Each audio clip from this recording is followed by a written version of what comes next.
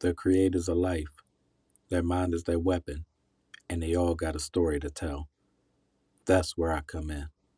Welcome to the Rose Room, because women deserve their flowers. Tonight, we have social worker and poet, Lyrically Cinderella. Let's join the conversation. Not like poetry. Like I didn't do poetry till club until like high school, but Uh huh. I like visual art, like painting and sketching. Like that was my You favorite. were always creative. Hmm. Okay. And how would people describe you back then? Your friends, closest friends. They say I really care about friendship, and then I had a bad temper. A The- really bad temper, but like don't mess with my friends or family. uh-huh. But like either you was either my friend or my enemy. There was like no in between. Did you get into a lot of fights? I did. And I also lost a lot of fights.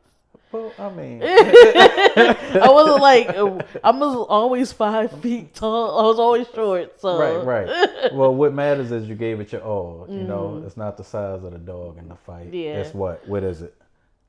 The size of the fight and the dog. I don't know that Oh, phrase. but My grandma's like she was like, long as you bark, you don't have to fight. But I was always fighting, so her no, stance did not sound good. yeah. Sometimes your ball could get your ass whipped. Exactly. You know. And why haven't you gone into comedy? Because I would describe you as funny, along with your bubbly personality. Because you I don't want to be heckled, You'd rather because do the then my heckling. temper then my temper come out. Like that's literally because I would get mad and get off the stage. Hmm. Like if somebody started heckling me, like I don't like to be embarrassed. Like I know people say, "Oh, nobody likes to be embarrassed," but Right. like I don't like to be embarrassed. My grandma used to embarrass me all the time when I was young. So now that I'm like older, I try not to be embarrassed at all. What was one of those ways that she embarrassed you? You don't have to do the most traumatic experience. One time I was at a clothing store. Like it will always be like at the store in front of people. Of course, But that's one why it's embarrassing because it's in front of people. one time I was at home and I was embarrassed. Uh-huh. But this particular time, she was saying that I was getting clothes. She wanted me to get clothes 2 sizes bigger than what I was, and she Mm. said I was overweight. And this was when I was like skinny. Right. And she was like, "Oh no, you're overweight." And I was like, "No, I'm not overweight." She's like, "Yes, you are." She lifts my entire shirt up. Mind you, the store is crowded. What store was it, by the way? It was like Macy's or Oh, okay. something. And she lifts my entire shirt up and says, "Look at this, everybody. Look at this. Isn't she fat? Isn't she That's old school. over? Her stomach is hanging way over her jeans." And everybody was looking. I was so embarrassed and I was crying. And she was like, "If you're going to keep crying, you're not going to get anything." I kept crying, so I didn't get anything. Did that make you self conscious about how you look? No, it made me self conscious about having a grandmother that was mean all the time. I love the way I look, skinny or fat. Hmm. How did your mother treat you? Because if Oh, grandmother treated you like that, mother probably treated you half of that. You know how they she say tried to water protect down. me from Mm. my grandmother, but she couldn't. Why not? Because Grandma was that just was too much. she was too much. She was not that milk and cookies grandmother. She's like, "Y'all gonna do what I say because I rule this family." Medea. Yeah, yeah. Without the gun, her mouth was the gun. Right. And your sister, what was your relationship like with her? I know y'all are close. We're super close now. We were not growing up. Mm-hmm. I was that bad older sister, like picking on her, saying you were adopted, trying to put her in the oven. Oh, okay, I was waiting on the bad But part. like now, like that's my best friend. Like Mhm. I regret everything that I did as a younger me. Like if I could go back in time and treat her much better, I would totally do that. That's probably one of my biggest regrets was mistreating her as a older sister. Was there other people you mistreated, coming up that didn't deserve it, I should say? No. No. Just the No, person that just loved you. just a person that wanted to be just like me. Are your sons just like you? My youngest is. Well, no. So, yeah, they're like me in different aspects. Like, my youngest son has my bubbly personality and he's super That's friendly. MJ. Yes, Oh, MJ. He okay. wants to be friends with everybody. He introduces himself. He wants to be on stage. He's And not poetic, but he just wants to be on stage. and I'm his favorite rapper. You're his favorite. You're his favorite old rapper. he was like, when I told him what I was gonna do tonight, he was just like, "Oh, I remember that guy. That's a girls guy." And what about your oldest son? What's his name? Jonathan. Jonathan. Okay. So Jonathan's like me because he's super caring. He loves his family. He loves his friends. He whatever he's gonna do to make you happy, that's what he's gonna do. And so he has that very caring and very loving personality. Now, if you were mean to your sister, who were you caring with back then? I have a brother. Oh, you do. Yeah. So you were caring with younger brother. Yeah, and my friends. You know that you're older and you had to bring your sibling with you, and she wanted to be like me, and I mean, like I said back then, it was to me, looking at it now, it was stupid. But yeah. Okay. And about your sons, how do y'all cope nowadays? Coping. So we're still struggling with that. I'm in therapy. My son's in therapy. My oldest son is in therapy. I never put my youngest son in therapy because I just didn't see how that would work. But now that he's older, I'm probably gonna put him in therapy too. I always think about that with me and my siblings because my father died when I was 14. So, the ones that live with me, they like 5 and 7 years younger than me. Yeah. And I always wonder, well, maybe they don't really understand it as much as I do. Right. So yeah, that makes sense that you don't want to have them in therapy so young. Yeah, but now that he's older, I think he needs to go to Therapy.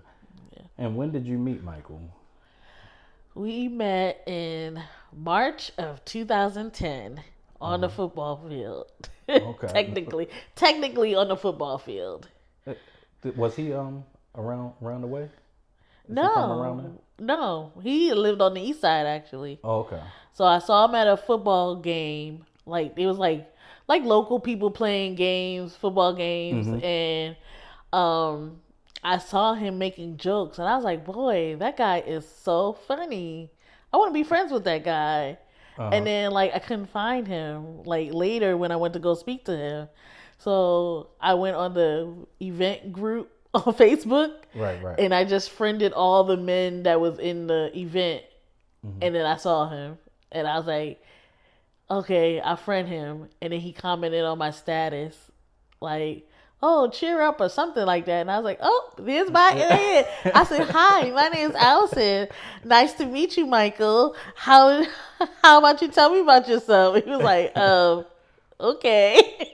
And he couldn't get enough of you ever since. And we went on a first date. We talked every day for 2 years, texting, calling. And our first date, he fell in love at our first date. What was your first date? Because that's a big thing on social media. It's the first date. So literally 2 weeks later from that time, we went to the movies and we saw Hot Tub Time Machine. Okay, classic. And he thought that I was gonna think the movie was inappropriate, so he kept trying not to laugh. Oh. And I was like, "Oh, if you don't find this funny, you can leave." He had you messed up. I was like, because I think this movie's funny. And he was like, oh, I just thought you wasn't gonna. I was like, oh, you could go ahead and laugh because I think this movie's hilarious. And so we started laughing, and then we spent 4 hours outside the movie theater at White Marsh. Outside 4 hours in the cold talking. Oh yeah, just about everything. That's that real love. That's that in the car, right? No, outside. Oh, that's we were just outside, cold, talking the entire night. So one true love, or do you think you can have more than one true love, as far as romantically, not like your kids, but romantically? I think you can have more than one true love. Mm-hmm. Um, I wasn't expecting that way. I mean, and then like the dating scene is like awful. And I hate to be like one of those people that say the dating scene is awful, but it is. Well, is it awful or is it like everything else where we just have the cameras and the social media, everything's recorded now? I don't think it's just the cameras. Like I've been out there, and I'm just like so disappointed. Well, let's not act like the old school guys didn't have whole families across the street. That's true. You know. That's true. But I mean, and I think people always say, "Oh, you're looking for your husband." It's like, I'm not looking for Mike. I'm looking for something that's good for me Right. and that other person. Like I wouldn't want to push myself onto somebody else. Mm-hmm. So And is that when you started poetry when he left us? yeah, I did. That was the only thing that really could take my mind off of it. It was like a big distraction, and I love the stage, loved being on stage, and it was like a distraction. Even though I wrote about him and expressed my poems about him, it's still a distraction. It was more empowering than it was, sad. Sad, yeah. What was the first poem? The first poem was literally about myself, just saying how bad my life was, but how it grew to be something good, and that I'm like a survivor of my life. And but every anniversary of his death, I do a poem about him. I make sure that on our anniversary, on our wedding anniversary, and his anniversary of death, I do one about him. Mm-hmm. And you wrote a book as well. What's that about? Fairy tales, nightmares, dreams, and reality. So it's like the Cinderella story, but an urban Cinderella poetry story of myself. Like, why is Cinderella calling? Why is she called Cinderella? Why was she stuck in the basement? Why was she scrubbing floors? Why was she abused? And how she overcame abuse, and how she's close to her family and close to her friends, helping her friends, falling in love, and all traumatic stuff too. So all of that comes from art class. Went from art and now goes to poetry and Yep. writing books and everything. Yep. And how would people describe your performances? I know how I would describe it, but how have other people told you your performances? My friends say I transform into a different person. They said they don't even recognize who I am when I'm on stage. They say that about me too. 'Cause I'm so laid back and cool. You are. So when I see you on stage, it is like seeing a person transform. Yeah, just the energy. It's still cool though. Yeah, You know? yeah. Oh yeah. And I got some other things about your job. You do social work. Yes. So tell us how you got into that. So a lot of things happened to me and other of my friends when we were younger, back in the neighborhood. And I read this book called Push, and the social worker in the what Precious Oh. is the book is based off the book Push. Oh, okay. And I read that book, and I wanted to be a guidance counselor. And I went to my guidance counselor telling them that. They said, you should do social work because then you could do so much more in the world if you became a social worker. So that's why I switched to social work. And I got that there. What would that more be? What would you change? This is your world now. What you gonna do if you had your way? If I had my way, there's not enough resources. There's just not. Well, let's say there is. Let's say the politicians started doing right and all of that stuff. Oh. They say, Allison, you got the money. What you gonna do now? I would give housing. I would feed the people. I would give. Everybody would have health insurance. I mean, of course, if I had a magic wand, like, the fairy godmother, of course, yes, feed the people, give them housing, insurance, and, transportation and all that other stuff. I would, do it all if I could. Would you be a social worker if you weren't getting paid? Like, if you had a daytime job and then you had to do social work at night from 6 to 10? So I do volunteer stuff. So, yeah. Would you Yeah. volunteer? Even if I got married and I married a rich guy, I'd still want to work and do social work. Oh, okay. And what volunteering work have you done? I worked at a homeless shelter. I work at I do dress up at Head Starts for free, What's that? where you dress in a costume and entertain the children and read books. I do that for free. I commend anybody who can. I saw one I'll guy dress dressed as a up like a clown. banana and rapping. I'm like, oh. I dress as Miss Perfectly Punctual. I have a clock costume with gloves and a whole clock and the little hands move and everything. I'm not a fan. Now, what exactly do you do as a social worker? Like, what is your day to day? My current job or what I've been doing, because I've done so much. Well, whatever is most entertaining for the Most the audience. entertaining. Take us through one day. Most entertaining would be when I worked at Head Start. I was a family service coordinator, and I helped families, low income families. I helped enroll the children into school, so the children would get education. And while their children were getting education, I would help enroll the moms or dads in school, help them get jobs, go over job interviews, health classes, cooking classes. I did parenting classes.